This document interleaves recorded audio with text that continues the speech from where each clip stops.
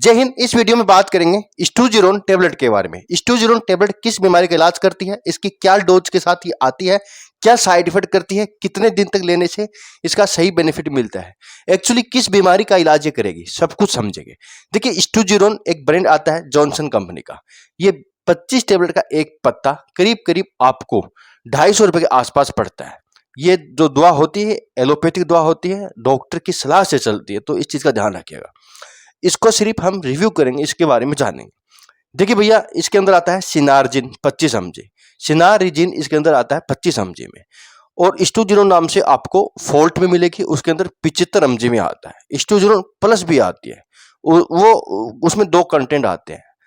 अभी बात कर रहे हैं सिनारजिन के बारे में, प्लेन के बारे में, यानी स्टूजिरोन प्लेन के बारे में। देखिए, सिनारिजिन एक एंटी हिस्टामिन दवा होती है। ये ब्रेन के अंदर हिस्टामिन नाम के केमिकल मैसेंजर को ये डिस्टर्ब कर काम करती है, ब्लॉक कर देती है। ये कई जगह काम आती है। जैसे कि पहली प्रॉब्लम आती है मोशन सिकनेस।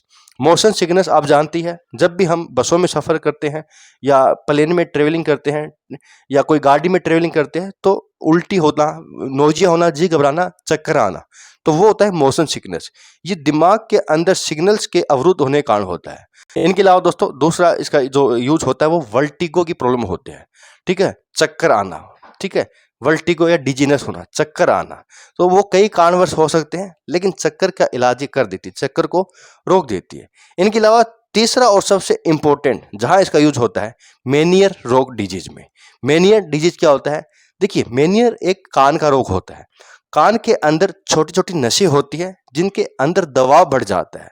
फ्लूइड लेवल के बढ़ने से जो नसें होती है उनके अंदर सूजन आ जाता है। चाहे जुकाम लगा हो उसके कारण भी हो सकता है, ठंडी हवा लगने के कारण भी हो सकता है, कोई एलर्जी के कारण भी ऐसा हो सकता है। तो वहां पर उस नसों को, सूजन को कम करने कर ये दवा व्यक्ति को ठीक करती है। अच्छा, उसमें होता क्या है ये समझते हैं। देखिए, मेनियर रोग के अंदर होता क्या है कि व्यक्ति को घंटी की आवाज सुनाई देती है, टिन टिन की आवाज सुनाई देती है। ठीक है, इनके अलावा कम सुनाई देना, सुनना बंद होना, और इनके अलावा चक्कर आना। खासकर वहां पर जहां पर व्यक्ति लेटा हुआ है, जब एक साइड से लेकर दूसरी साइड तब तकिया पलटता है, ऐसे मतलब करवट लेता है, तो ज्यादा चक्कर आते हैं। पूरा एकदम चौका, सीलिंग पूरा घूमता है। तो ये एक इसके ज्यादा चेक करने का तरीका होता है मेनियर रोग का। व्यक्ति लेटा हुआ तब ठीक है, लेकिन जब एक दूसरी साइड पलटता है ना, तो चक्कर आते हैं और पूरा एकदम घूमता है, तो ये मेनियर रोग होता है। इस टाइप के चक्कर में ये सबसे ज्यादा डॉक्टर द्वारा प्रिस्क्राइब की जाती है, उस चीज का इलाज करती है। तो ये सब कुछ डॉक्टर की सलाह से लीजिएगा। ठीक है, अब बात करते हैं भाई इसकी क्या डोज होती है, ये किस तरह से काम करता है।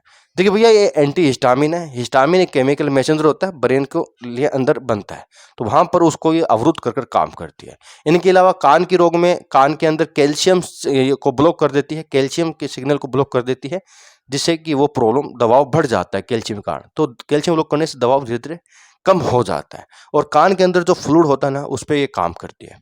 डोज की बात करें तो इसकी जो डोज होती है, वो अगर चक्कर व्यक्ति को आ रहा है कई दिनों से या लगातार आ ही जा रहा है, तो वहां पर एक सुबह, एक शाम या दिन में 3 बार भी हो सकती है, और बाद में 2-3 दिन बाद बंद हो जाती है, या कभी चक्कर आए तो उसका यूज कर सकते हैं, ऐसा भी होता है। लेकिन अगर व्यक्ति को चक्कर ज्यादा आ रहे हैं तो सुबह शाम या दिन में 3 बार 1-2 दिन के लिए दी जा सकती है। इसके साथ कोई जैसे कोल्ड के कारण अगर ये दिक्कत आए तो एंटी कोल्ड दवाई भी साथ में दी जा सकती है, या कोई इन्फेक्शन हो गया तो एंटीबायोटिक भी दवा दी जा सकती है। इस तरह से चलती है। लेकिन आप अगर प्रेगनेंसी के अंदर, ब्रेस्ट फीडिंग के अंदर है, आपको कोई लीवर की, किडनी की प्रॉब्लम है, तो उसकी कोई दवाई चल रही है, तो एक बार डॉक्टर को बता दीजिएगा, कुछ दवाई के साथ नुकसान कर सकती है। हालांकि इसके कोई साइड इफेक्ट ज्यादा गंभीर नहीं होते। कई बार ये होता है कि भाई ज्यादा यूज करने से थोड़ा आप वेट बढ़ा सकता है, नोजिया हो सकता है। इनके अलावा नींद आने में दिक्कत आ सकती है इस दवा का यूज करने के बाद। वैसे तो बहुत अच्छी टेबलेट है, काफी ज्यादा इसका यूज होता है, तो डॉक्टर की सलाह से कीजिएगा। बड़े लोगों में ज्यादा इसका यूज होता है, हालांकि 9-10 साल से बच्चों में भी हो सकता है। इनके अलावा इसकी जो डोज होती है वो 75 mg तक भी आती है। यहाँ तक इनके लिए बहुत बहुत